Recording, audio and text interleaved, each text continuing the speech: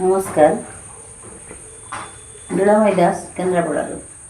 आज मोर कवितार शीर्षक जय जगन्नाथ। श्रीक्षेत्र धामरे कालिया नामरे बसिछि जणे शांत, 12 मासे 13 परब ताहार देखई सारा जगत। हाथ पाद नाही बोली बसे ସେହି जगत ता खेଳ ଘର, संसार जाकर दुख बुझे से ତ करेनि पर अपर। भक्त ताहार अति आपणार भक्त पाई सबु करे, भाव विनोदिया ठाकुर सिए तो बंधा हुए भाव डरे। ता पाखे नाही तो पर आपणार भकत भवकु जाने, रथ चढ़ी जेबे बड़दंडे आसे भकत मनकु किणे। जगन्नाथ नामे हाथ टेकी देले करुणा दृष्टिता पड़े, आकुले डाकिले विश्वास रखिले हाथ केबे से न छाड़े। किए डाके स्वामी किए कहे बेटा, किए माने हर्ता कर्ता, परम ब्रह्म से तो जगत जीवन से ही जगतर कर्ता। जय जगन्नाथ।